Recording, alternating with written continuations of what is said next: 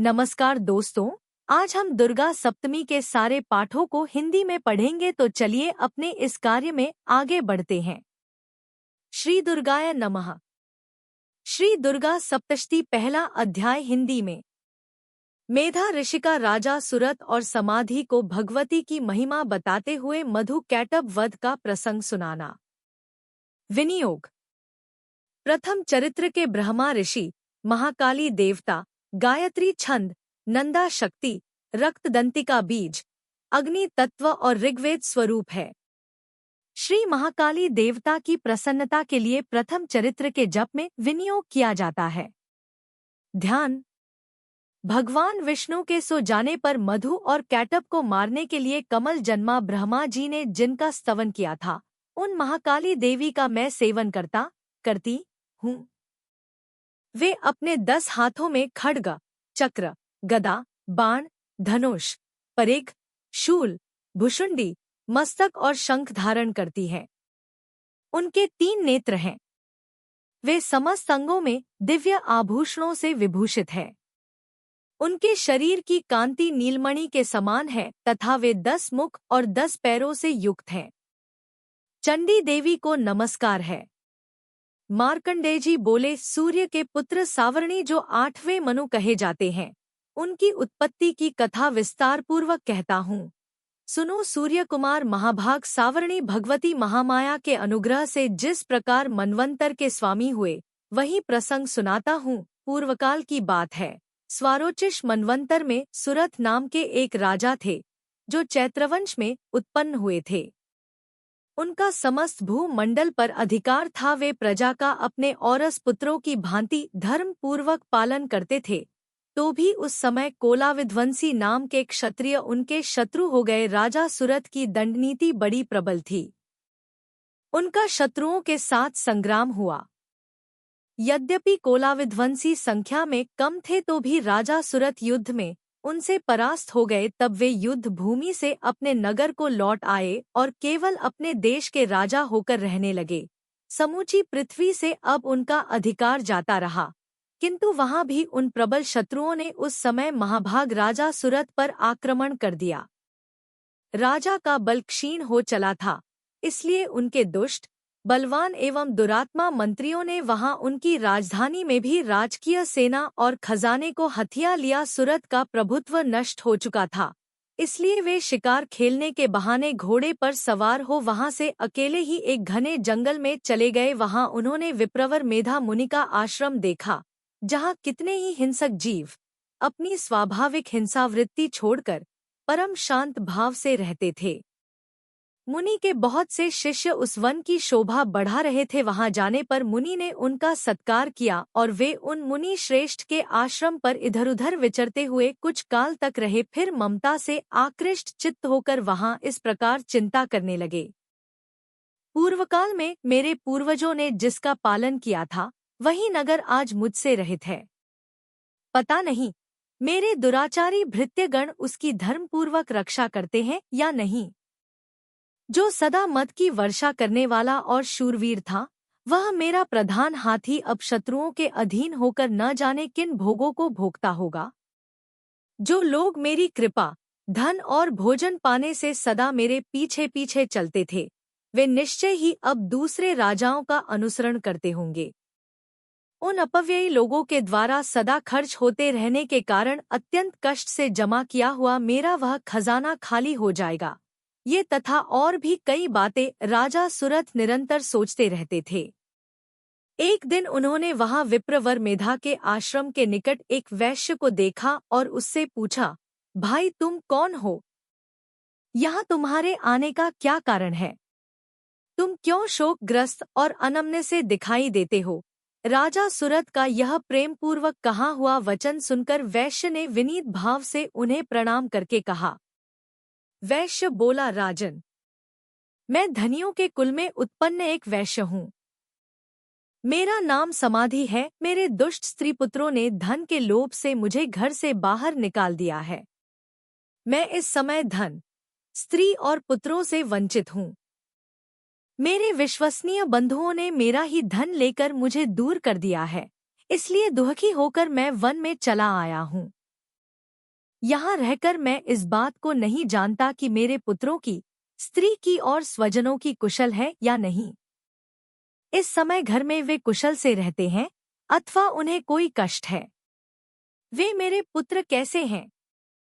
क्या वे सदाचारी हैं अथवा दुराचारी हो गए हैं? राजा ने पूछा, जिन लोभी स्त्री पुत्र आदि ने धन के कारण तुम्हें घर से निकाल दिया, उनके प्रति तुम्हारे चित्त में इतना स्नेह का बंधन क्यों है? वैश्य बोला, आप मेरे विषय में जैसी बात कहते हैं वह सब ठीक है, किंतु क्या करूं, मेरा मन निष्ठुरता नहीं धारण करता। जिन्होंने धन के लोभ में पड़कर पिता के प्रति स्नेह, पति के प्रति प्रेम तथा आत्मीय जन के प्रति अनुराग को तिलांजलि दे मुझे घर से निकाल दिया है, उन्हीं के प्रति मेरे हृदय में इतना स्नेह है। महामते, गुणहीन बंधुओं के प्रति भी जो मेरा चित्त इस प्रकार प्रेम मग्न हो रहा है, यह क्या है, इस बात को मैं जानकर भी नहीं जान पाता। उनके लिए मैं लंबी सांसें ले रहा हूँ और मेरा हृदय अत्यंत दुखित हो रहा है। उन लोगों में प्रेम का सर्वथा अभाव है, तो भी उनके प्रति जो मेरा मन निष्ठुर नहीं हो पाता, इसके लिए क्या करूं? मार्कंडेय जी कहते हैं, ब्राह्मण। तदंतर राजाओं में श्रेष्ठ सुरथ और वह समाधि नामक वैश्य दोनों साथ साथ मेधा मुनि की सेवा में उपस्थित हुए और उनके साथ यथा योग्य न्यायानुकूल विनयपूर्ण बर्ताव करके बैठे। तत्पश्चात वैश्य और राजा ने कुछ वार्तालाप आरंभ किया। राजा ने कहा, भगवन, मैं आपसे एक बात पूछना चाहता हूँ, उसे बताइए। मेरा चित्त अपने अधीन न होने के कारण वह बात मेरे मन को बहुत दुख देती है। जो राज्य मेरे हाथ से चला गया है, उसमें और उसके संपूर्ण अंगों में मेरी ममता बनी हुई है। मुनिश्रेष्ठ, यह जानते हुए भी कि वह अब मेरा नहीं है, अज्ञानी की भांति मुझे उसके लिए दुख होता है। यह क्या है? इधर यह वैश्य भी घर से अपमानित होकर आया है। इसके पुत्र, स्त्री और भृत्यों ने इसे छोड़ दिया है, स्वजनों ने भी इसका परित्याग कर दिया है, तो भी यह उनके प्रति अत्यंत हार्दिक स्नेह रखता है। इस प्रकार यह तथा मैं दोनों ही बहुत दुखी हैं, जिसमें प्रत्यक्ष दोष देखा गया है, उस विषय के लिए भी हमारे मन में ममताजनित आकर्षण पैदा हो रहा है। महाभाग, हम दोनों समझदार हैं, तो भी हमें जो मोह पैदा हुआ है, यह क्या है? विवेक शून्य पुरुष की भांति मुझमें और इसमें भी यह मूढ़ता प्रत्यक्ष दिखाई देती है। ऋषि बोले, महाभाग, विषय मार्ग का ज्ञान सब जीवों को है, इसी प्रकार विषय भी सबके लिए अलग अलग हैं।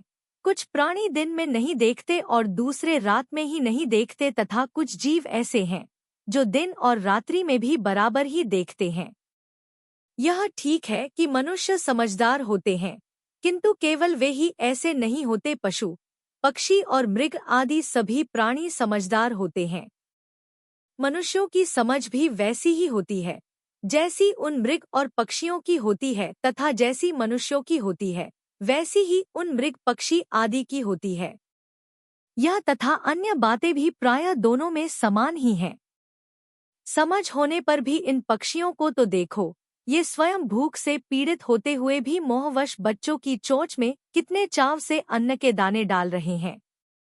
नरश्रेष्ठ, क्या तुम नहीं देखते कि ये मनुष्य समझदार होते हुए भी लोभवश अपने किए हुए उपकार का बदला पाने के लिए पुत्रों की अभिलाषा करते हैं?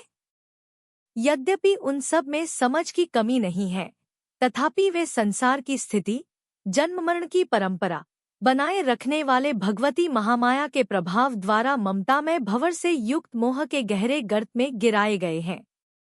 इसलिए इसमें आश्चर्य नहीं करना चाहिए। जगदीश्वर भगवान विष्णु की योग निद्रारूपा जो भगवती महामाया है, उन्हीं से यह जगत मोहित हो रहा है। वे भगवती महामाया देवी ज्ञानियों के भी चित्त को बलपूर्वक खींचकर मोह में डाल देती हैं। वे ही इस संपूर्ण चराचर जगत की सृष्टि करती हैं, तथा वे ही प्रसन्न होने पर मनुष्यों को मुक्ति के लिए वरदान देती हैं। वे ही परा विद्या, संसार बंधन और मोक्ष की हेतुभूता सनातनी देवी तथा संपूर्ण ईश्वरों की भी अधीश्वरी हैं। राजा ने पूछा, भगवन, जिन्हें आप महामाया कहते हैं, वे देवी कौन हैं? ब्राह्मण, उनका आविर्भाव कैसे हुआ तथा उनके चरित्र कौन कौन हैं? ब्रह्मावेत्ताओं में श्रेष्ठ महर्षि। उन देवी का जैसा प्रभाव हो, जैसा स्वरूप हो और जिस प्रकार प्रादुर्भाव हुआ हो, वह सब मैं आपके मुख से सुनना चाहता हूँ। ऋषि बोले, राजन, वास्तव में तो वे देवी नित्य स्वरूपा ही हैं। संपूर्ण जगत उन्हीं का रूप है तथा उन्होंने समस्त विश्व को व्याप्त कर रखा है, तथापि उनका प्राकट्य अनेक प्रकार से होता है। वह मुझसे सुनो। यद्यपि वे नित्य और अजन्मा हैं, तथापि जब देवताओं का कार्य सिद्ध करने के लिए प्रकट होती हैं, उस समय लोक में उत्पन्न हुई कहलाती हैं। कल्प के अंत में जब संपूर्ण जगत एकार्णव में निमग्न हो रहा था और सबके प्रभु भगवान विष्णु शेषनाग की शया बिछाकर योग निद्रा का आश्रय ले सो रहे थे, उस समय उनके कानों के मैल से दो भयंकर असुर उत्पन्न हुए, जो मधु और कैटब के नाम से विख्यात थे। वे दोनों ब्रह्माजी का वध करने को तैयार हो गए।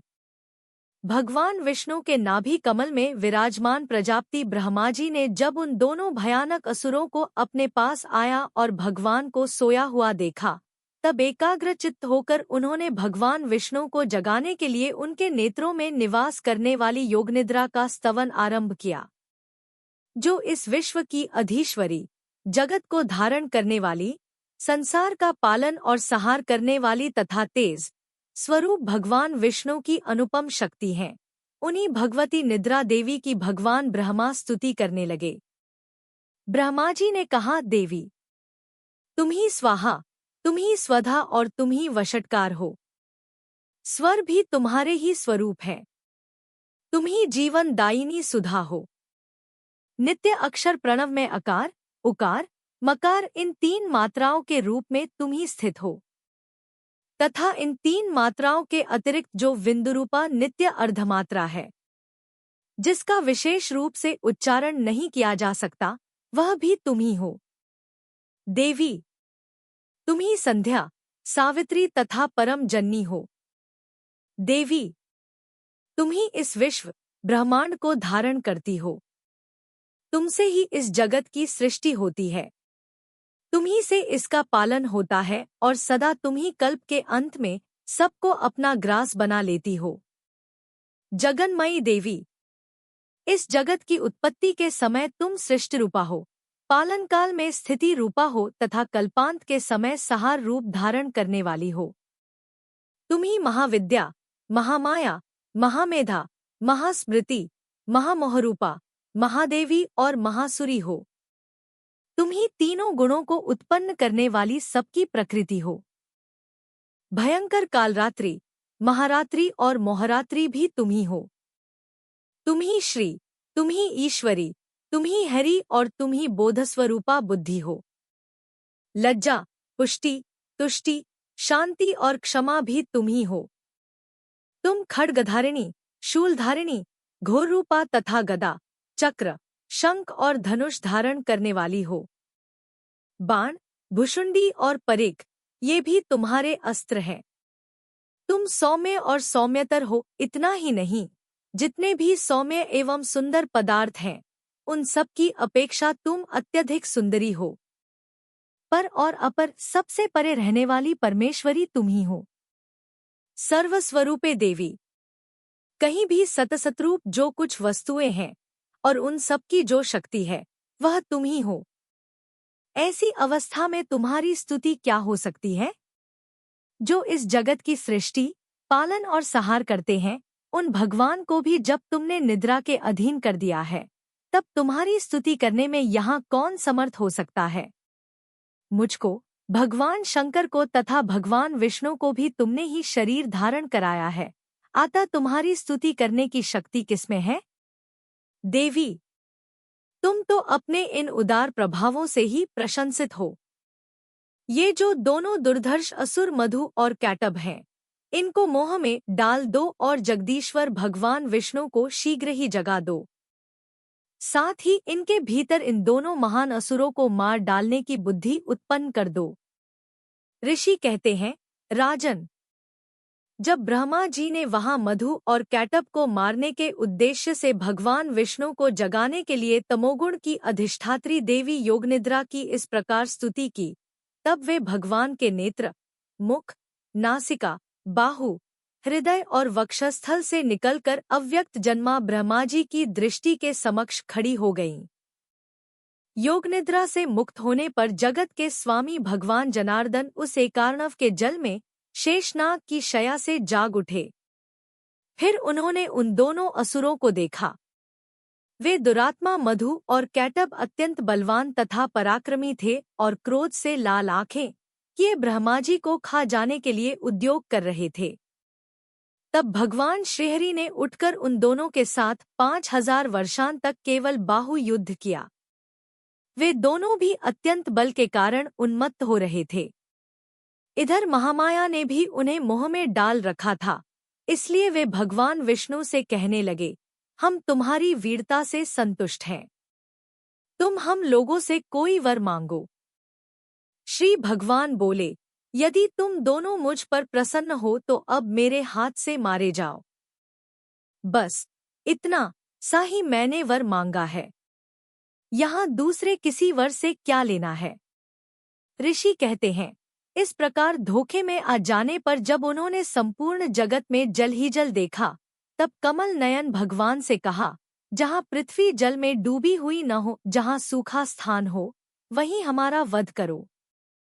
ऋषि कहते हैं, तब तथास्तु कहकर शंख, चक्र और गदा धारण करने वाले भगवान ने उन दोनों के मस्तक अपनी जांघ पर रखकर चक्र से काट डाले। इस प्रकार ये देवी महामाया ब्रह्माजी की स्तुति करने पर स्वयं प्रकट हुई थी। अब पुनः तुमसे उनके प्रभाव का वर्णन करता हूँ, सुनो। इस प्रकार श्री मार्कंडेय पुराण में सावर्णिक मनवंतर की कथा के अंतर्गत देवी महात्म्य में मधु कैट भवद नामक पहला अध्याय पूरा हुआ। दुर्गा सप्तशती पाठ, दूसरा अध्याय हिंदी में। देवताओं के तेज से देवी का प्रादुर्भाव और महिषासुर की सेना का वध। महर्षि मेधा बोले, प्राचीन काल में देवताओं और असुरों में पूरे 100 वर्षों तक घोर युद्ध हुआ था और देवराज इंद्र देवताओं के नायक थे। इस युद्ध में देवताओं की सेना परास्त हो गई थी और इस प्रकार संपूर्ण देवताओं को जीत महिषासुर इंद्र बन बैठा था। युद्ध के पश्चात हारे हुए देवता प्रजापति श्री ब्रह्मा को साथ लेकर उस स्थान पर पहुंचे जहां पर कि भगवान शंकर विराजमान थे। देवताओं ने अपनी हार का सारा वृत्तांत भगवान श्री विष्णु और शंकर जी से कह सुनाया। वह कहने लगे, हैं प्रभु, महिषासुर सूर्य, चंद्रमा, इंद्र, अग्नि, वायु, यम, वरुण तथा अन्य देवताओं के सब अधिकार छीनकर सबका अधिष्ठाता स्वयं बन बैठा है। उसने समस्त देवताओं को स्वर्ग से निकाल दिया है। वह मनुष्यों की तरह पृथ्वी पर विचर रहे हैं। दैत्यों की सारी करतूत हमने आपको सुना दी है और आपकी शरण में इसलिए आए हैं कि आप उनके वध का कोई उपाय सोचें। देवताओं की बातें सुनकर भगवान श्री विष्णु और शंकर जी को दैत्यों पर बड़ा गुस्सा आया। उनकी भौहें तन गई और आंखें लाल हो गई। गुस्से में भरे हुए भगवान विष्णु के मुख से बड़ा भारी तेज निकला और उसी प्रकार का तेज भगवान शंकर, ब्रह्मा और इंद्र आदि दूसरे देवताओं के मुख से प्रकट हुआ। फिर वह सारा तेज एक में मिल गया और तेज का पुंज वह से दिखता था जैसे कि जाज्वल्यमान पर्वत हो। देवताओं ने देखा कि उस पर्वत की ज्वाला चारों ओर फैली हुई थी और देवताओं के शरीर से प्रकट हुए तेज की किसी अन्य तेज से तुलना नहीं हो सकती थी। एक स्थान पर इकट्ठा होने पर वह तेज एक देवी के रूप में परिवर्तित हो गया और अपने प्रकाश से तीनों लोकों में व्याप्त जान पड़ा। वह भगवान शंकर का तेज था, उससे देवी का मुख प्रकट हुआ। यमराज के तेज से उसके सिर के बाल बने, भगवान श्री विष्णु के तेज से उसकी भुजाएं बनी, चंद्रमा के तेज से दोनों स्तन और इंद्र के तेज से जंघा तथा पिंडली बनी और पृथ्वी के तेज से नितंब भाग बना, ब्रह्मा के तेज से दोनों चरण और सूर्य के तेज से उनकी अंगुलियां पैदा हुईं। वसुओं के तेज से हाथों की अंगुलियां एवं कुबेर के तेज से नासिका बनी, प्रजापति के तेज से उसके दांत और अग्नि के तेज से उसके नेत्र बने, संध्या के तेज से उसकी भौहें और वायु के तेज से उसके कान प्रकट हुए थे। इस प्रकार उस देवी का प्रादुर्भाव हुआ था। महिषासुर से पराजित देवता उस देवी को देखकर अत्यंत प्रसन्न हुए। भगवान शंकर ने अपने त्रिशूल में से एक त्रिशूल निकालकर उस देवी को दिया और भगवान विष्णु ने अपने चक्र में से एक चक्र निकालकर उस देवी को दिया। वरुण ने अपने चक्र में से एक चक्र निकालकर उस देवी को दिया। वरुण ने देवी को शंख भेंट किया, अग्नि ने इसे शक्ति दी, वायु ने उसे धनुष और बाण दिए, सहस्त्र नेत्रों वाले श्रीदेवारज इंद्र ने उसे अपने वज्र से उत्पन्न करके वज्र दिया और रावत हाथी का एक घंटा उतारकर देवी को भेंट किया। यमराज ने उसे कालदंड में से एक दंड दिया, वरुण ने उसे पाश दिया। प्रजापति ने उस देवी को स्फटिक की माला दी और ब्रह्माजी ने उसे कमंडलू दिया। सूर्य ने देवी के समस्त रोमों में अपनी किरणों का तेज भर दिया। काल ने उसे चमकती हुई ढाल और तलवार दी और उज्ज्वल हार और दिव्य वस्त्र उसे भेंट किए और इनके साथ ही उसने दिव्य चूड़ामणि दी, 2 कुंडल, कंकड़, उज्ज्वल अर्धचंद्र, बाहों के लिए बाजूबंद, चरणों के लिए नुपुर, गले के लिए सुंदर हंसली और अंगुलियों के लिए रत्नों की बनी हुई अंगूठियां उसे दी। विश्वकर्मा ने उनको फरसा दिया और उसके साथ ही कई प्रकार के अस्त्र और अभेद्य कवच दिए और इसके अतिरिक्त उसने कभी न कुम्हलाने वाले सुंदर कमलों की मालाएं भेंट की। समुद्र ने सुंदर कमल का फूल भेंट किया। हिमालय ने सवारी के लिए सिंह और तरह तरह के रत्न देवी को भेंट किए। यक्षराज कुबेर ने मधु से भरा हुआ पात्र और शेषनाग ने उन्हें बहुमूल्य मणियों से विभूषित नागहार भेंट किया। इसी तरह दूसरे देवताओं ने भी उसे आभूषण और अस्त्र देकर उसका सम्मान किया। इसके पश्चात देवी ने उच्च स्वर से गर्जना की। उसके इस भयंकर नाद से आकाश गूंज उठा। देवी का वह उच्च स्वर से किया हुआ सिंहनाद समा न सका। आकाश उनके सामने छोटा प्रतीत होने लगा। उससे बड़े जोर की प्रतिध्वनि हुई, जिससे समस्त विश्व में हलचल मच गई और समुद्र कांप उठे, पृथ्वी डोलने लगी और सबके सब पर्वत हिलने लगे। देवताओं ने उस समय प्रसन्न हो सिंह वाहिनी जगतमयी देवी से कहा, देवी तुम्हारी जय हो। इसके साथ महर्षियों ने भक्ति भाव से विनम्र होकर उनकी स्तुति की। संपूर्ण त्रिलोकी को शोकमग्न देखकर दैत्यगण अपनी सेनाओं को साथ लेकर और हथियार आदि सजाकर उठ खड़े हुए। महिषासुर के क्रोध की कोई सीमा नहीं थी। उसने क्रोध में भरकर कहा, यह सब क्या उत्पात है। फिर वह अपनी सेना के साथ उस ओर दौड़ा जिस ओर से भयंकर नाद का शब्द सुनाई दिया था और आगे पहुंचकर उसने देवी को देखा, जो कि अपनी प्रभा से तीनों लोकों को प्रकाशित कर रही थी। उसके चरणों के भार से पृथ्वी दबी जा रही थी। माथे के मुकुट से आकाश में एक रेखा सी बन रही थी और उसके धनुष की टंकोर से सब लोग क्षुब्ध हो रहे थे। देवी अपनी सहस्त्रों भुजाओं को संपूर्ण दिशाओं में फैलाए खड़ी थी। इसके पश्चात उनका दैत्यों के साथ युद्ध छिड़ गया और कई प्रकार के अस्त्र शस्त्रों से सब की सब दिशाएं उद्भाषित होने लगी। महिषासुर की सेना का सेनापति चिक्षुर नामक एक महान असुर था। वह आगे बढ़कर देवी के साथ युद्ध करने लगा और दूसरे दैत्यों की चतुरंगिणी सेना साथ लेकर चामर भी लड़ने लगा और 60,000 महारथियों को साथ लेकर उदग्र नामक महादैत्य आकर युद्ध करने लगा और महानु नामक असुर 1 करोड़ रथियों को लेकर, असिलोमा नामक असुर 5 करोड़ सैनिकों को साथ लेकर युद्ध करने लगा। वाशकल नामक असुर 60 लाख असुरों के साथ युद्ध में आ डटा। विडाल नामक असुर 1 करोड़ रथियों सहित लड़ने को तैयार था।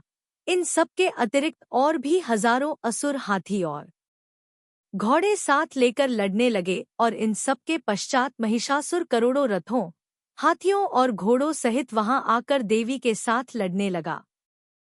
सभी असुर तोमर, भिंदिपाल, शक्ति, मुसल, खंडगो, फरसों, पट्टियों के साथ रणभूमि में देवी के साथ युद्ध करने लगे। कई शक्तियां फेंकने लगे और कोई अन्य शस्त्रादि इसके पश्चात सबके सब दैत्य अपनी अपनी तलवारें हाथों में लेकर देवी की ओर दौड़े और उसे मार डालने का उद्योग करने लगे। मगर देवी ने क्रोध में भरकर खेल ही खेल में उनके सब अस्त्रों शस्त्रों को काट दिया।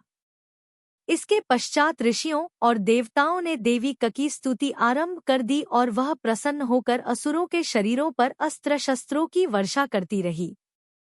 देवी का वाहन भी क्रोध में भरकर दैत्य सेना में इस प्रकार विचरने लगा जैसे कि वन में दावानल फैल रहा हो। युद्ध करती हुई देवी ने क्रोध में भर जितने श्वासों को छोड़ा वह तुरंत ही सैकड़ों हजारों गणों के रूप में परिवर्तित हो गए। फरसे, भिंदीपाल, खड्ग तथा पट्टिश इत्यादि अस्त्रों के साथ दैत्यों से युद्ध करने लगे। देवी की शक्ति से बने हुए वह गण दैत्यों का नाश करते हुए ढोल, शंख व मृदंग आदि बजा रहे थे। तदंतर देवी ने त्रिशूल, गदा, शक्ति, खड्ग इत्यादि से सहस्त्रों असुरों को मार डाला। कितनों को घंटे की भयंकर आवाज से ही यमलोक पहुंचा दिया। कितने ही असुरों को उसने पास में बांधकर पृथ्वी पर धर घसीटा। कितनों को अपनी तलवार से टुकड़े दो कर दिए और कितनों को गदा की चोट से धरती पर सुला दिया। कई दैत्य मूसल की मार से घायल होकर रक्तवमन करने लगे और कई शूल से छाती फट जाने के कारण पृथ्वी पर लेट गए और कितनों की बाण से कमर टूट गई। देवताओं को पीड़ा देने वाले दैत्य कटकट कर मरने लगे। कितनों की बाहें अलग हो गई, कितनों की ग्रीवाएं कट गई, कितनों के सिर कटकर दूर भूमि पर लुढ़क गए, कितनों के शरीर बीच में से कट गए और कितनों की जंघाएं कट गई और वह पृथ्वी पर गिर पड़े। कितने ही सिरों व पैरों के कटने पर भी भूमि पर से उठ खड़े हुए और शस्त्र हाथ में लेकर देवी से लड़ने लगे और कई दैत्यगण भूमि में बाजों की ध्वनि के साथ नाच रहे थे। कई असुर जिनके सिर कट चुके थे बिना सिर के धड़ से ही हाथ में शस्त्र लिए हुए लड़ रहे थे।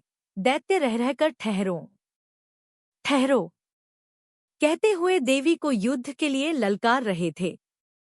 जहां पर यह घोर संग्राम हुआ था वहां की भूमि रथ, हाथी, घोड़े और असुरों की लाशों से भर गई थी और असुर सेना के बीच में रक्तपात होने के कारण रुधिर की नदियां बह रही थी। और इस तरह देवी ने असुरों की विशाल सेना को क्षण भर में इस तरह से नष्ट कर डाला जैसे तृण काष्ठ के बड़े समूह को अग्नि नष्ट कर डालती है। और देवी का सिंह भी गर्दन के बालों को हिलाता हुआ और बड़ा शब्द करता हुआ असुरों के शरीरों से मानो उनके प्राणों को ढूंढ रहा था।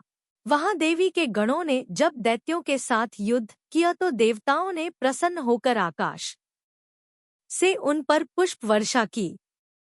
दुर्गा सप्तशती पाठ, 3रा अध्याय हिंदी में। सेनापतियों सहित महिषासुर का वध। महर्षि मेद ने कहा, महिषासुर की सेना नष्ट होती देखकर उस सेना का सेनापति चिक्षुर क्रोध में भर देवी के साथ युद्ध करने के लिए आगे बढ़ा। वह देवी पर इस प्रकार बाणों की वर्षा करने लगा मानो सुमेरु पर्वत पानी की धार बरसा रहा हो। इस प्रकार देवी ने अपने बाणों से उसके बाणों को काट डाला तथा उसके घोड़ों व सारथी को मार दिया। साथ ही उसके धनुष और उसकी अत्यंत ऊंची ध्वजा को भी काटकर नीचे गिरा दिया। उसका धनुष कट जाने के पश्चात उसके शरीर के अंगों को भी अपने बाणों से बींध दिया। धनुष, घोड़ों और सारथी के नष्ट हो जाने पर वह असुर ढाल और तलवार लेकर देवी की तरफ आया।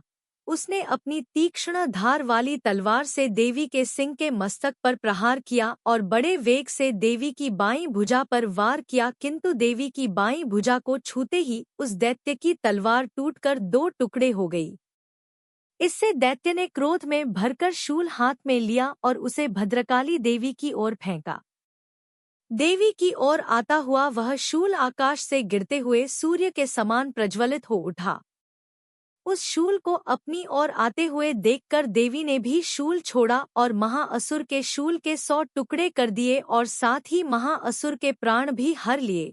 चिक्षुर के मरने पर देवताओं को दुख देने वाला चामर नामक दैत्य हाथी पर सवार होकर देवी से लड़ने के लिए आया और उसने आने के साथ ही शक्ति से प्रहार किया, किंतु देवी ने अपनी हुंकार से ही उसे तोड़कर पृथ्वी पर डाल दिया। शक्ति को टूटा हुआ देखकर दैत्य ने क्रोध से लाल होकर शूल को चलाया, किंतु देवी ने उसको भी काट दिया। इतने में देवी का सिंह उछलकर हाथी के मस्तक पर सवार हो गया और दैत्य के साथ बहुत ही तीव्र युद्ध करने लगा। फिर वह दोनों लड़ते हुए हाथी पर से पृथ्वी पर आ गिरे और दोनों बड़े क्रोध से लड़ने लगे। फिर सिंह बड़े जोर से आकाश की ओर उछला और जब पृथ्वी की ओर आया तो अपने पंजे से चामर का सिर धड़ से अलग कर दिया। क्रोध से भरी हुई देवी ने शिला और वृक्ष आदि की चोटों से उदग्र को भी मार दिया। कराल को दांतों, मुक्कों और थप्पड़ों से चूर्ण कर डाला। क्रुद्ध हुई देवी ने गदा के प्रहार से उद्धत दैत्य को मार गिराया। भिंदीपाल से वाष्पकल को, बाणों से ताम्र तथा अंधक को मौत के घाट उतार दिया। तीनों नेत्रों वाली परमेश्वरी ने त्रिशूल से उग्रास्य, उग्रवीर्य और महानु नामक राक्षसों को मार गिराया। उसने अपनी तलवार से विडाल नामक दैत्य का सिर काट डाला तथा अपने बाणों से दुर्धर और दुर्मुख राक्षसों को यमलोक को पहुंचा दिया। इस प्रकार जब महिषासुर ने देखा कि देवी ने मेरी सेना को नष्ट कर दिया है तो वह भैंसे का रूप धारण कर देवी के गणों को दो ख देने लगा। उन गणों में कितनों को उसने मुख के प्रहार से, कितनों को खुरों से, कितनों को पूंछ से, कितनों को सींगों से, बहुतों को दौड़ाने के वेग से, अनेकों को सिंहनाद से, कितनों को चक्कर देकर और कितनों को श्वास वायु के झोंकों से पृथ्वी पर गिरा दिया। वह दैत्य इस प्रकार गणों की सेना को गिरा देवी के सिंह को मारने के लिए दौड़ा। इस पर देवी को बड़ा गुस्सा आया। उधर दैत्य भी क्रोध में भरकर धरती को खुरों से खोदने लगा तथा सींगों से पर्वतों को उखाड़ दो कर धरती पर फेंकने लगा और मुख से शब्द करने लगा। महिषासुर के वेग से चक्कर देने के कारण पृथ्वी क्षुब्ध होकर फटने लगी। उसकी पूंछ से टकराकर समुद्र चारों ओर फैलने लगा। हिलते हुए सींगों के आघात से मेघ खंड खंड हो गए और श्वास से आकाश में उड़ते हुए पर्वत फटने लगे। इस तरह क्रोध में भरे हुए राक्षस को देख चंडिका को भी क्रोध आ गया और वह उसे मारने के लिए क्रोध में भर गई।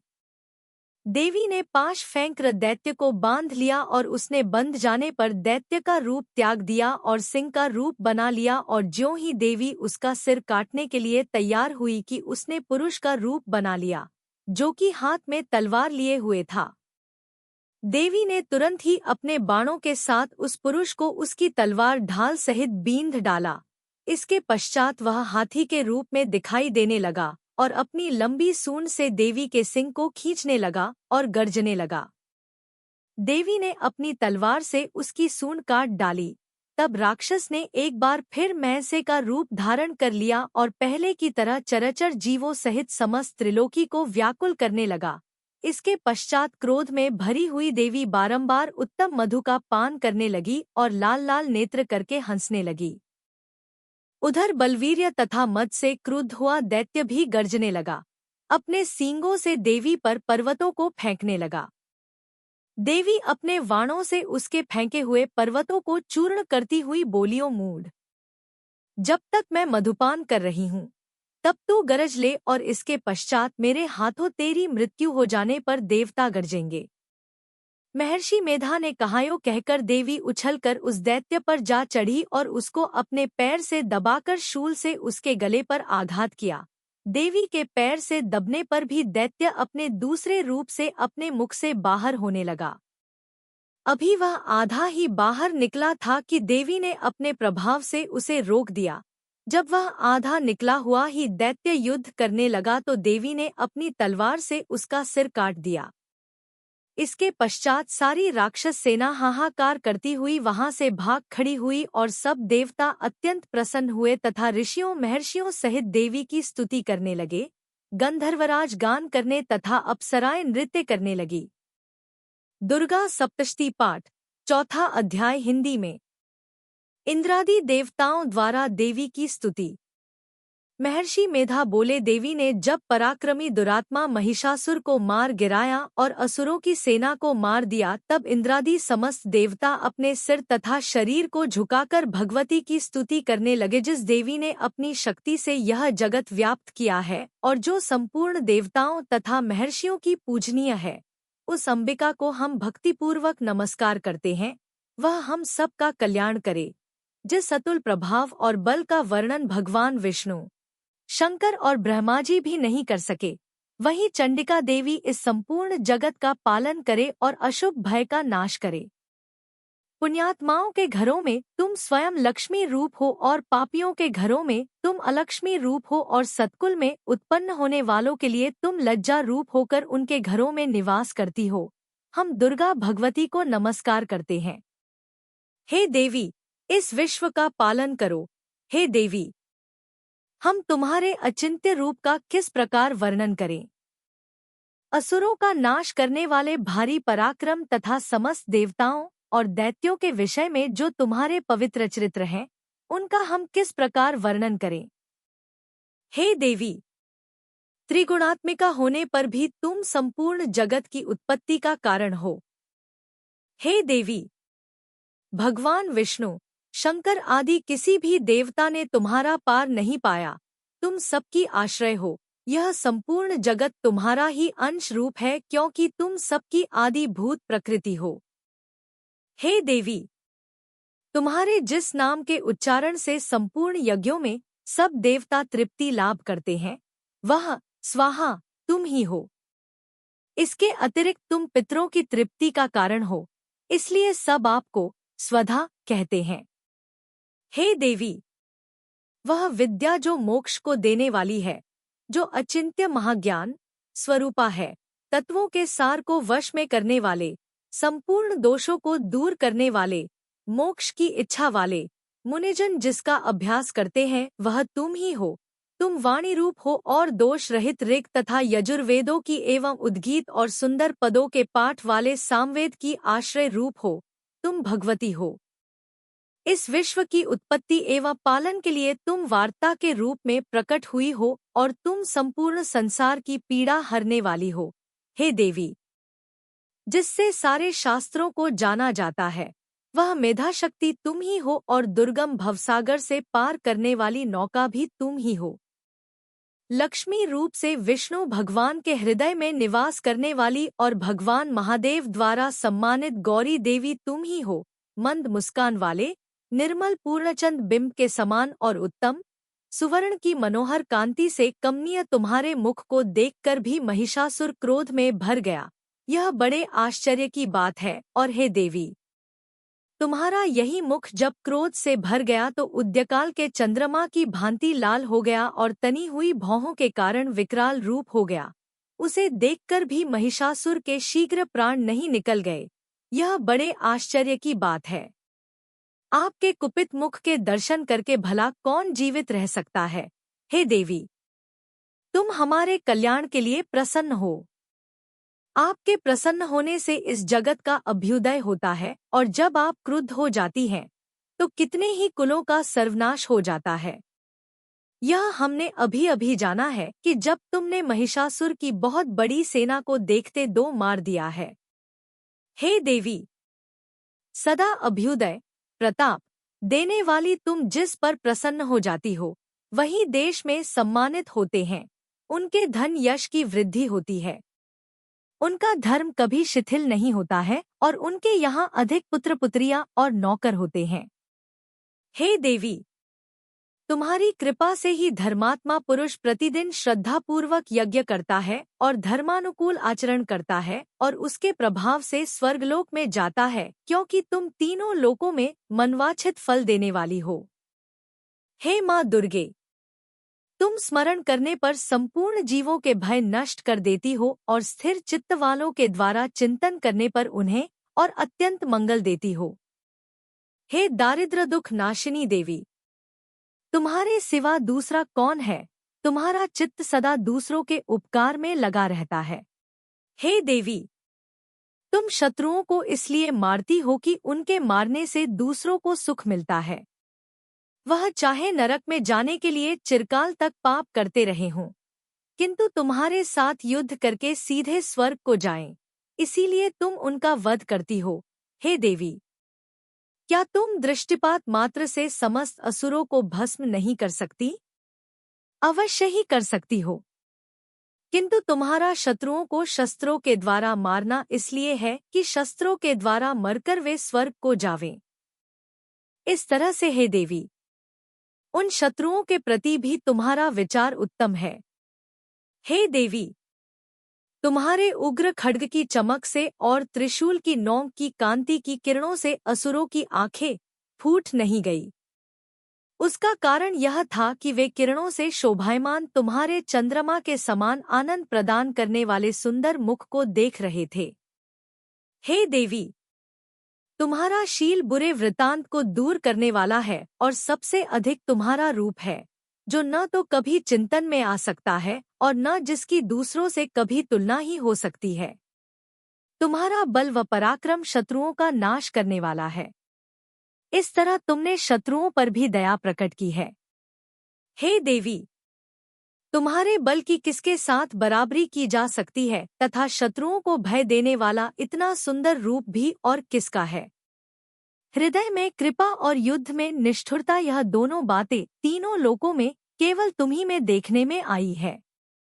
हे माता, युद्ध भूमि में शत्रुओं को मारकर तुमने उन्हें स्वर्ग लोक में पहुंचाया है।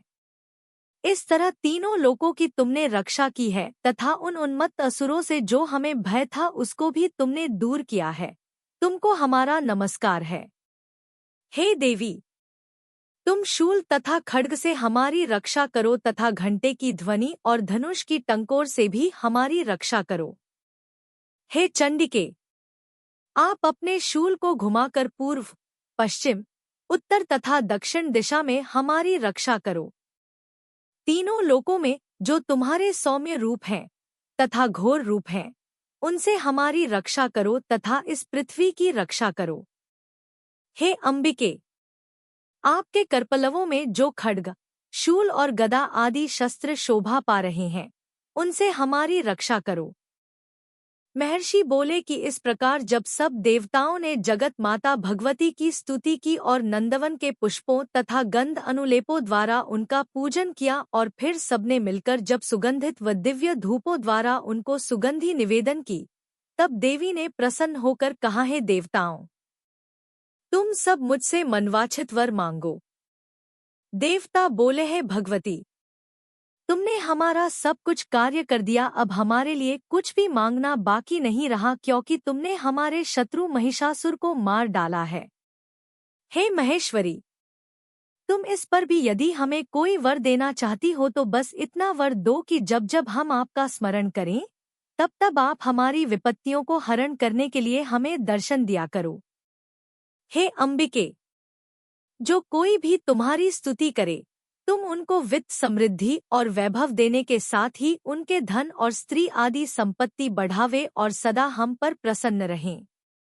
महर्षि बोले, हे राजन, देवताओं ने जब जगत के लिए तथा अपने लिए इस प्रकार प्रश्न किया तो बस तथास्तु कहकर देवी अंतर्धान हो गई।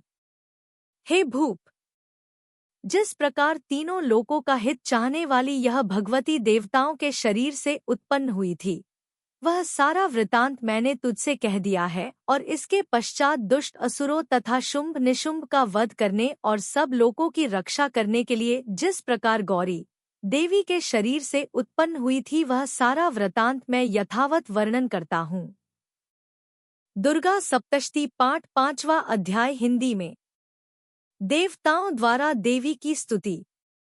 महर्षि मेधा ने कहा, पूर्वकाल में शुंभ निशुंभ नामक असुरों ने अपने बल के मद से इंद्र का त्रिलोकी का राज्य और यज्ञों के भाग छीन लिए और वह दोनों इसी प्रकार सूर्य, चंद्रमा, धर्मराज और वरुण के अधिकार भी छीनकर स्वयं ही उनका उपयोग करने लगे। वायु और अग्नि का कार्य भी वही करने लगे और इसके पश्चात उन्होंने जिन देवताओं का राज्य छीना था उनको अपने अपने स्थान से निकाल दिया।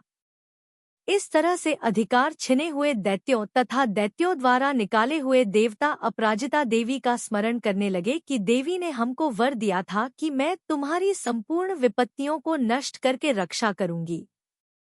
सा विचार कर सब देवता हिमालय पर गए और भगवती विष्णुमाया की स्तुति करने लगे। देवताओं ने कहा, देवी को नमस्कार है, शिव को नमस्कार है, प्रकृति और भद्रा को नमस्कार है। हम लोग रौद्र, नित्या और गौरी को नमस्कार करते हैं। ज्योत्सनामी चंद्ररूपिणी व सुख रूपा देवी को निरंतर नमस्कार है। शरणागतों का कल्याण करने वाली वृद्धि और सिद्धिरूपा देवी को हम बार 2 नमस्कार करते हैं। और नैऋति राजाओं की लक्ष्मी तथा सर्वाणी को नमस्कार है। दुर्गा को, दुर्ग स्थलों को पार करने वाली दुर्गपारा को, सारा सर्वकारिणी ख्याति कृष्ण और घूम्र देवी को सदैव नमस्कार है। अत्यंत सौम्य तथा अत्यंत रौद्र रूपा को हम नमस्कार करते हैं। उन्हें हमारा बारंबार प्रणाम है। जगत की आधारभूत कृति देवी को बार बार नमस्कार करते हैं।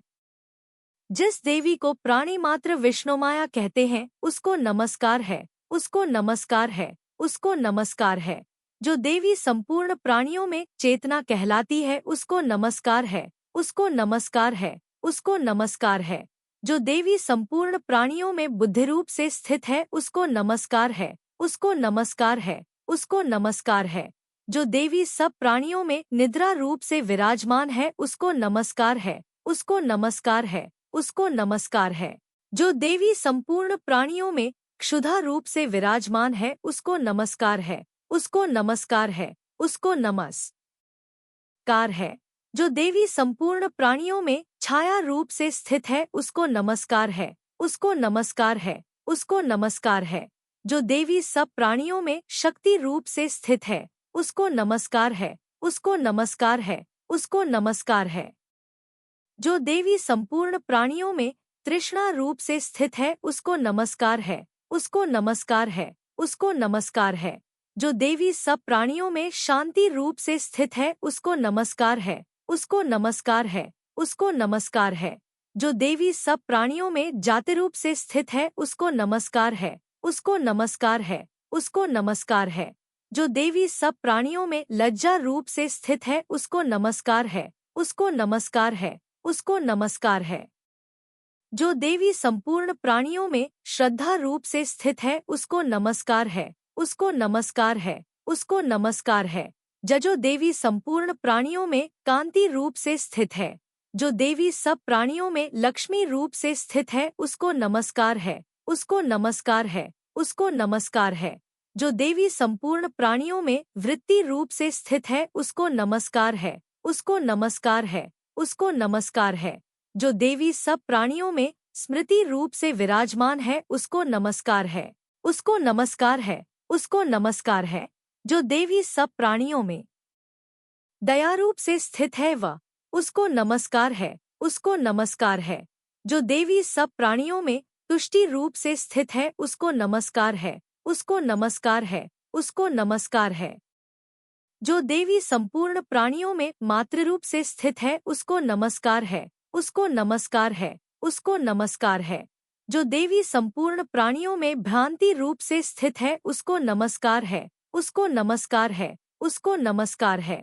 जो देवी संपूर्ण प्राणियों में नित्य व्याप्त रहती है उसको नमस्कार है, उसको नमस्कार है, उसको नमस्कार है। जो देवी चैतन्य रूप से इस संपूर्ण संसार को व्याप्त करके स्थित है उसको नमस्कार है, उसको नमस्कार है, उसको नमस्कार है। पूर्वकाल में देवताओं ने अपने अभीष्ट फल पाने के लिए जिसकी स्तुति की है और देवराज इंद्र ने बहुत दिनों तक जिसका सेवन किया है वह कल्याण की साधनाभूता ईश्वरी हमारा कल्याण और मंगल करे तथा सारी विपत्तियों को नष्ट कर डाले। असुरों के सताए हुए हम संपूर्ण देवता उस परमेश्वरी को इस समय नमस्कार करते हैं तथा जो भक्ति पूर्वक स्मरण किए जाने पर तुरंत ही सब विपत्तियों को नष्ट कर देती है वह जगदम्बा इस समय भी हमारा मंगल करके हमारी समस्त विपत्तियों को दूर करे।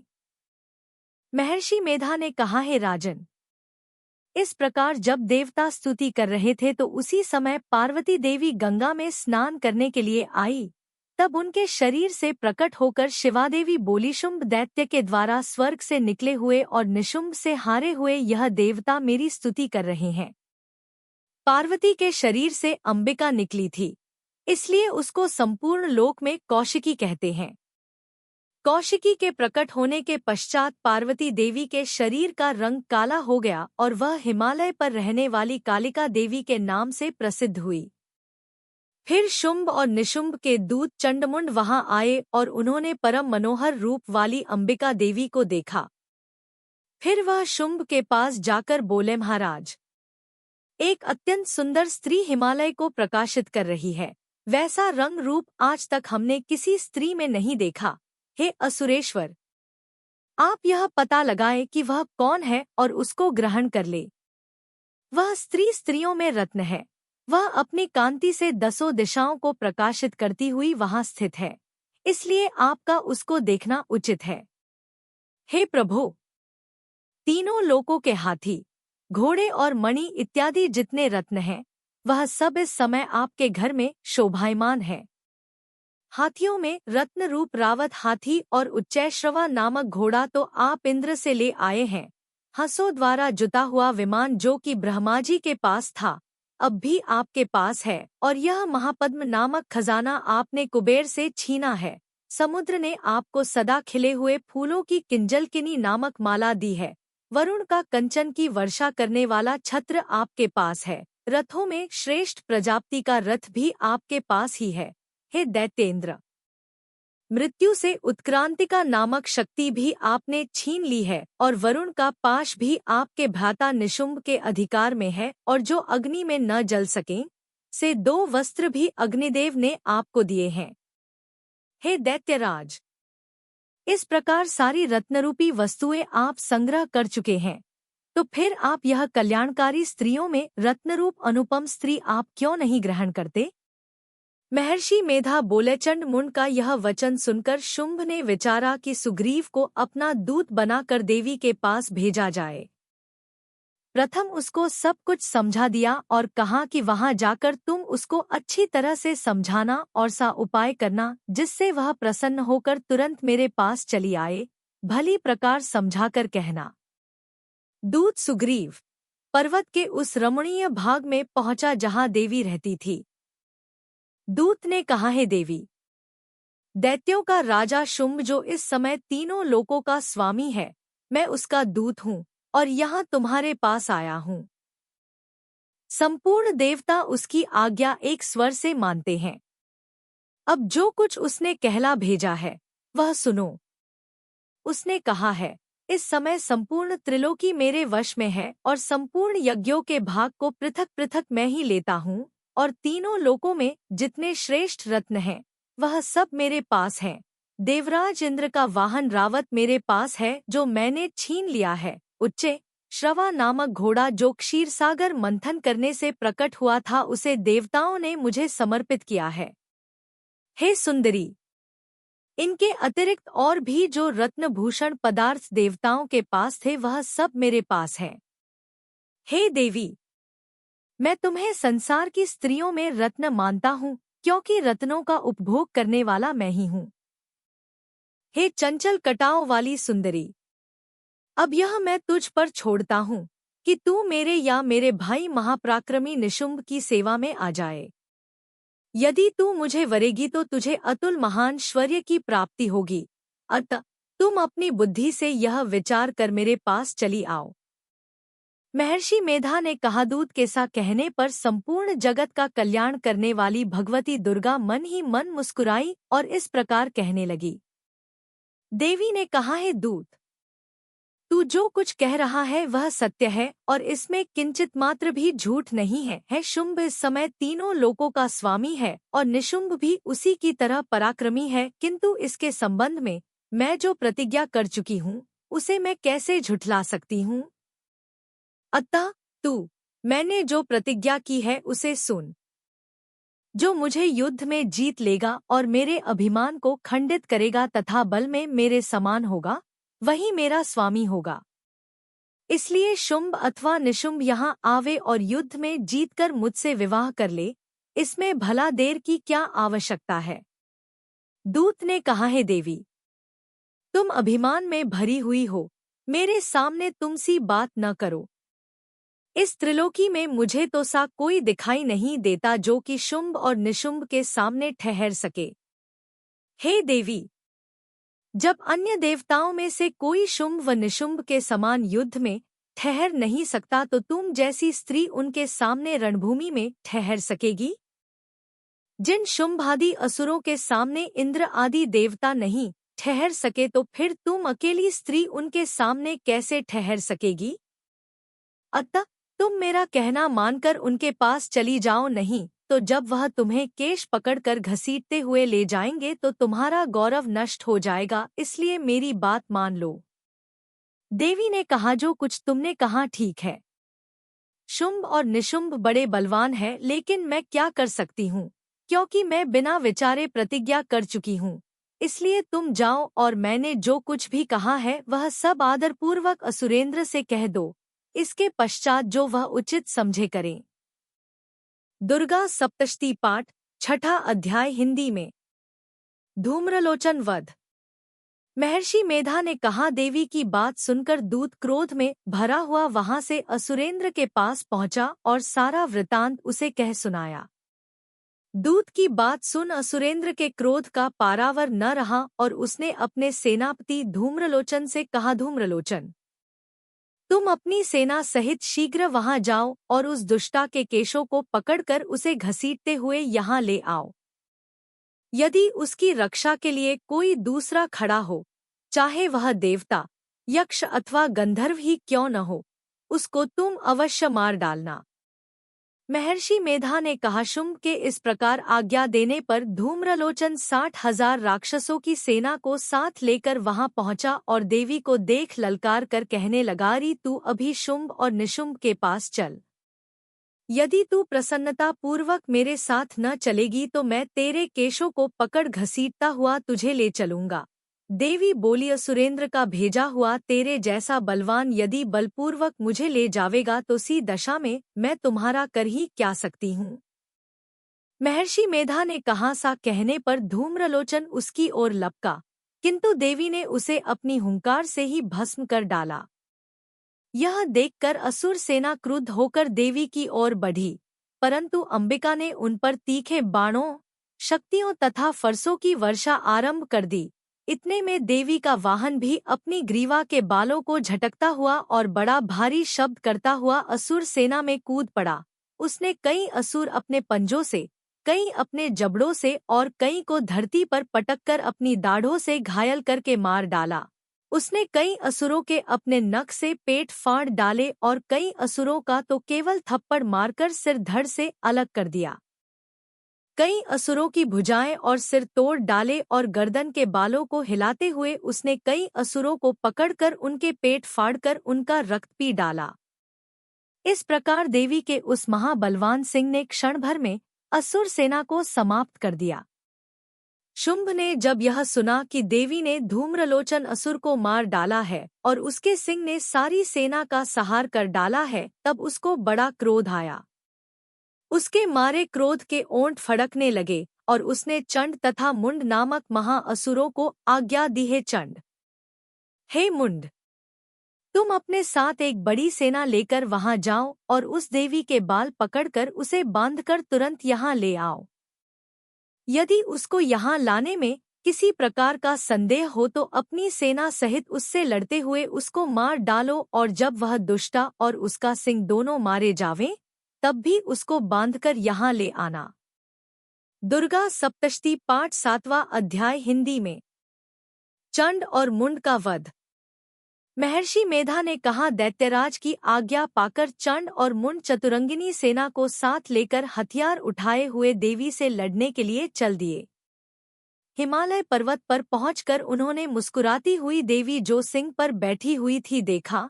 जब असुर उनको पकड़ने के लिए तलवारें लेकर उनकी ओर बढ़े तब अंबिका को उन पर बड़ा क्रोध आया और मारे क्रोध के उनका मुख काला पड़ गया, उनकी भ्रिकुटियां चढ़ गई और उनके ललाट में से अत्यंत भयंकर तथा अत्यंत विस्तृत मुख वाली, लाल आंखों वाली काली प्रकट हुई, जो कि अपने हाथों में तलवार और पाश लिए हुए थी। वह विचित्र खड्ग धारण किए हुए थी तथा चीते के चर्म की साड़ी एवं नरमुंडों की माला पहन रखी थी। उसका मांस सूखा हुआ था और शरीर केवल हड्डियों का ढांचा था और जो भयंकर शब्द से दिशाओं को पूर्ण कर रही थी। वह असुर सेना पर टूट पड़ी और दैत्यों का भक्षण करने लगी।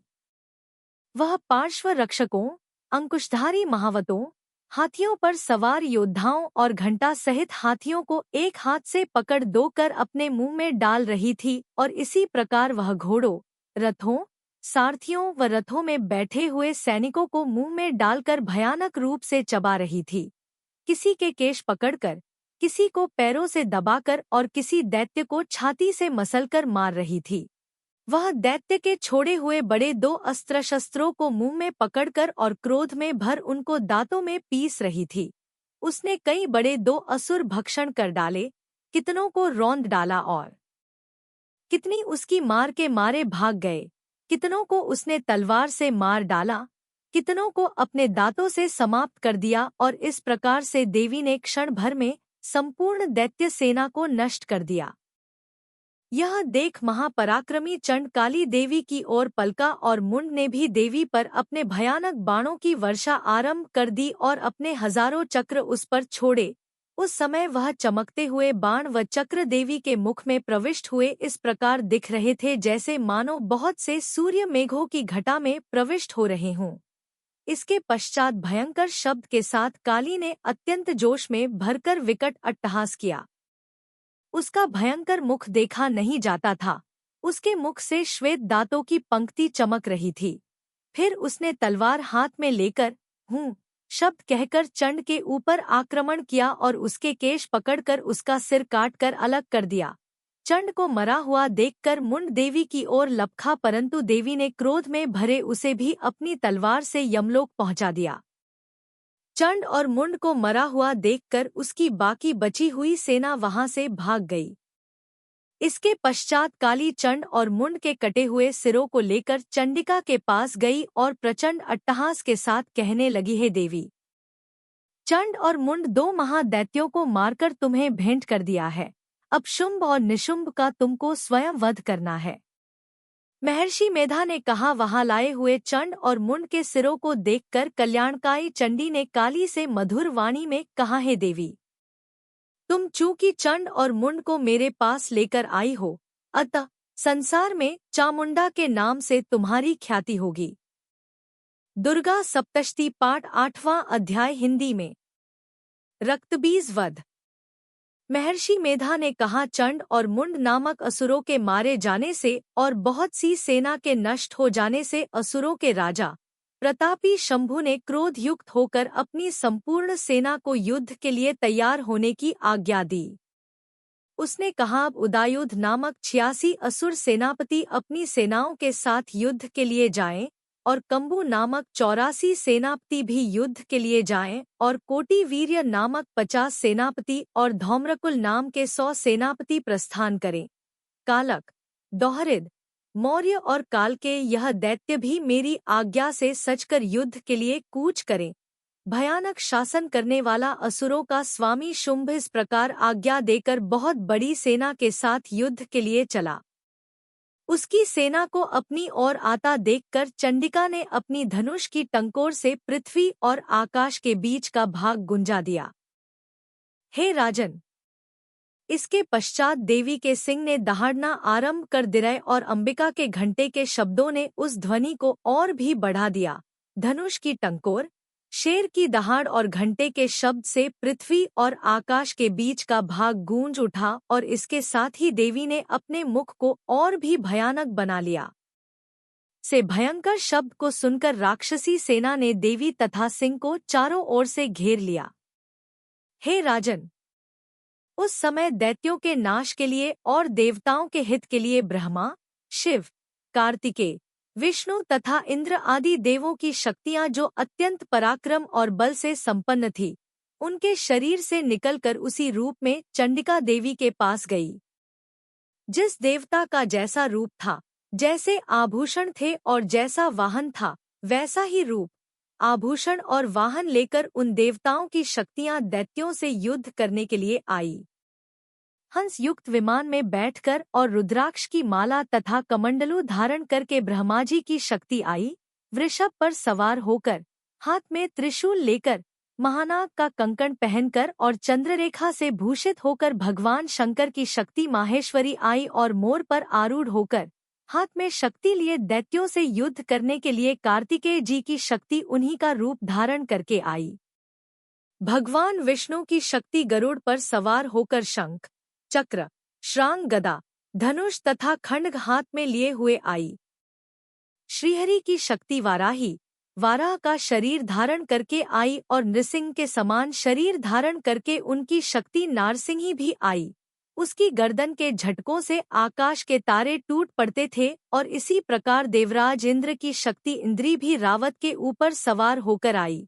पश्चात इन देव शक्तियों से घिरे हुए भगवान शंकर ने चंडिका से कहा, मेरी प्रसन्नता के लिए तुम शीघ्र ही इन असुरों को मारो। इसके पश्चात देवी के शरीर में से अत्यंत उग्र रूप वाली और सैकड़ों गीदड़ियों के समान आवाज करने वाली चंडिका शक्ति प्रकट हुई। उस अपराजिता देवी ने धूमिल जटा वाले भगवान श्रीशंकर जी से कहा, हे प्रभो, आप मेरी ओर से दूत बनकर शुंभ और निशुंभ के पास जाइए और उन अत्यंत गर्वीले दैत्यों से कहिए तथा उनके अतिरिक्त और भी जो दैत्य वहां युद्ध के लिए उपस्थित हों, उनसे भी कहिए, जो तुम्हें अपने जीवित रहने की इच्छा हो तो त्रिलोकी का राज्य इंद्र को दे दो। देवताओं को उनका यज्ञ भाग मिलना आरंभ हो जाए और तुम पाताल को लौट जाओ। किंतु यदि बल के गर्व से तुम्हारी लड़ने की इच्छा हो तो फिर आ जाओ। तुम्हारे मांस से मेरी योगिनियां तृप्त होंगी। चूंकि उस देवी ने भगवान शंकर को दूत के कार्य में नियुक्त किया था, इसलिए वह संसार में शिवदूती के नाम से विख्यात हुई।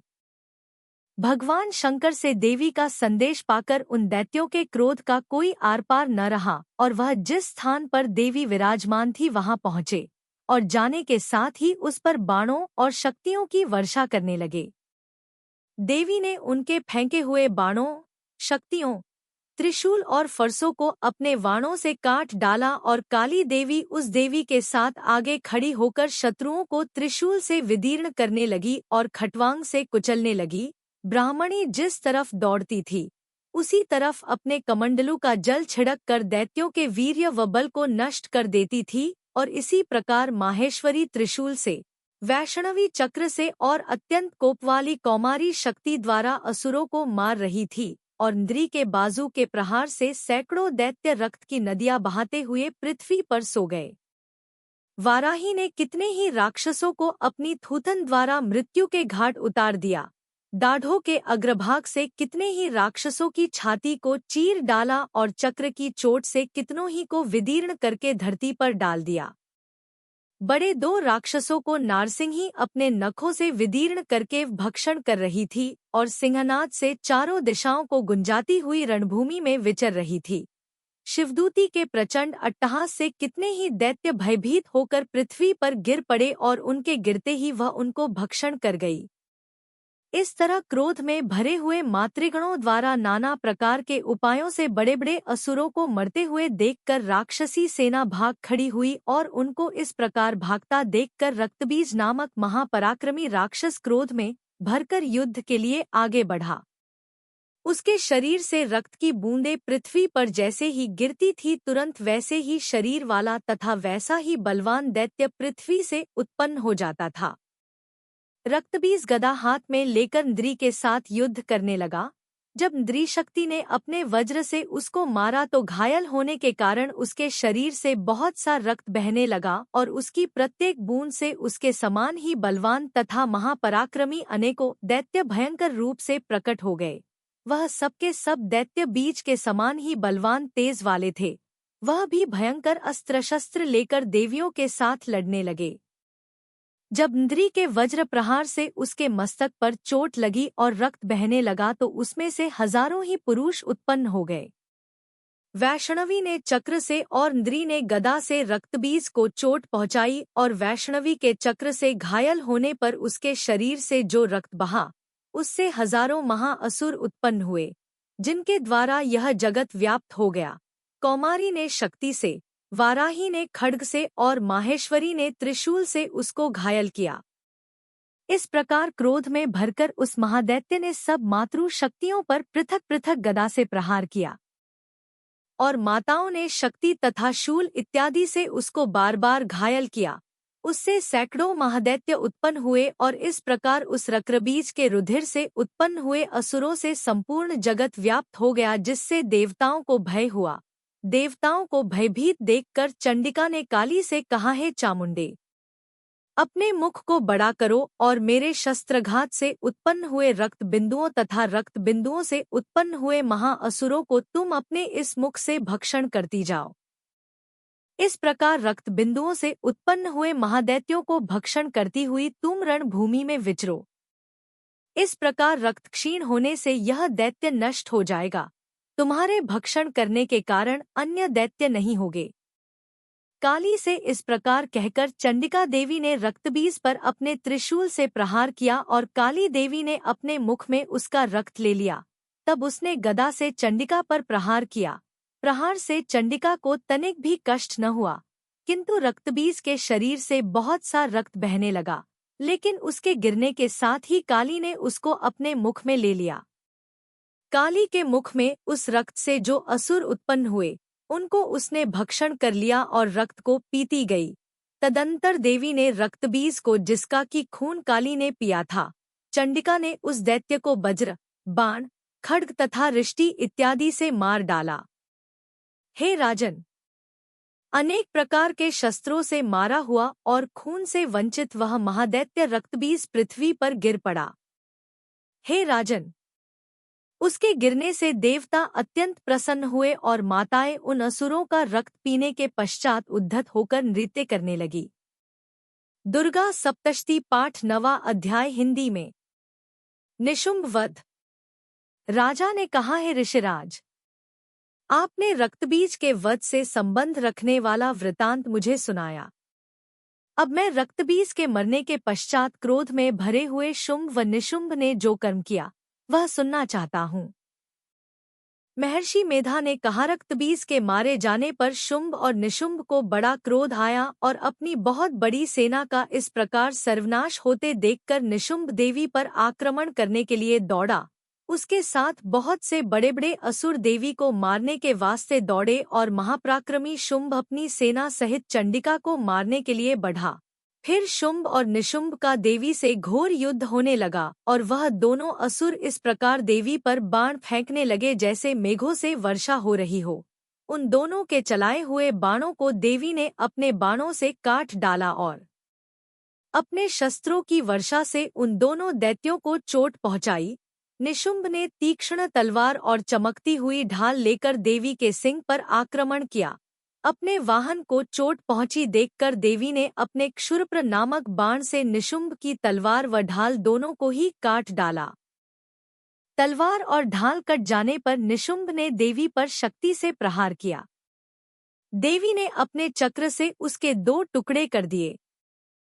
फिर क्या था, दैत्य मारे क्रोध के जल भुन गया और उसने देवी को मारने के लिए उसकी ओर शूल फेंका, किंतु देवी ने अपने मुक्के से उसको चूर चूर कर डाला। फिर उसने देवी पर गदा से प्रहार किया। देवी ने त्रिशूल से गदा को भस्म कर डाला। इसके पश्चात वह फरसा हाथ में लेकर देवी की ओर लपका। देवी ने अपने तीखे वाणों से उसे धरती पर सुला दिया। अपने पराक्रमी भाई निशुंभ के इस प्रकार से मरने पर शुंभ क्रोध में भरकर देवी को मारने के लिए दौड़ा। वह रथ में बैठा हुआ उत्तम आयुधों से सुशोभित अपनी 8 बड़ी बड़ी भुजाओं से सारे आकाश को ढके हुए था। शुंभ को आते देखकर देवी ने अपना शंख बजाया और धनुष की टंकोर का भी अत्यंत दुस्सह शब्द किया। साथ ही अपने घंटे के शब्द से, जो कि संपूर्ण दैत्य सेना के तेज को नष्ट करने वाला था, संपूर्ण दिशाओं में व्याप्त कर दिया। इसके पश्चात देवी के सिंह ने भी अपनी दहाड़ से, जिसे सुन बड़े बड़े बलवानों ला मत चूर चूर हो जाता था, आकाश, पृथ्वी और 10 दिशाओं को पूरित कर दिया। फिर आकाश में उछलकर काली ने अपने दांतों तथा हाथों को पृथ्वी पर पटका। उसके सा करने से सा शब्द हुआ, जिससे कि उससे पहले के सारे शब्द शांत हो गए।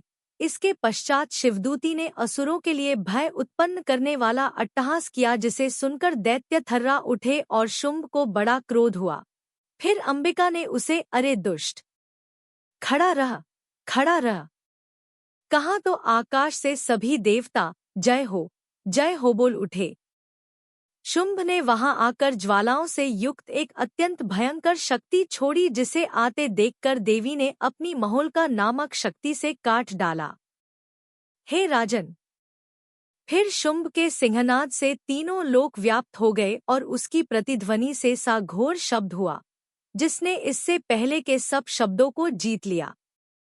शुंभ के छोड़े बाणों को देवी ने और देवी के छोड़े बाणों को शुंभ ने अपने बाणों से काट सैकड़ों और हजारों टुकड़ों में परिवर्तित कर दिया। इसके पश्चात जब चंडिका ने क्रोध में भर शुंभ को त्रिशूल से मारा तो वह मूर्छित होकर पृथ्वी पर गिर पड़ा। जब उसकी मूर्छा दूर हुई तो वह धनुष लेकर आया और अपने बाणों से उसने देवी काली तथा सिंह को घायल कर दिया। फिर उस राक्षस ने 10,000 भुजाएं धारण करके चक्रादि आयुधों से देवी को आच्छादित कर दिया। तब भगवती दुर्गा ने कुपित होकर अपने बाणों से उन चक्रों तथा बाणों को काट डाला। यह देखकर निशुंभ हाथ में गदा लेकर चंडिका को मारने के लिए दौड़ा। उसके आते ही देवी ने तीक्ष्ण धार वाले खड्ग से उसकी गदा को काट डाला। उसने फिर त्रिशूल हाथ में ले लिया। देवताओं को दुखी करने वाले निशुंभ त्रिशूल हाथ में लिए हुए आता देखकर चंडिका ने अपने शूल से उसकी छाती पर प्रहार किया और उसकी छाती को चीर डाला। शूल विदीर्ण हो जाने पर उसकी छाती में से एक उस जैसा ही महापराक्रमी दैत्य ठहर जा कहता हुआ निकला। उसको देखकर देवी ने बड़े जोर से ठहाका लगाया।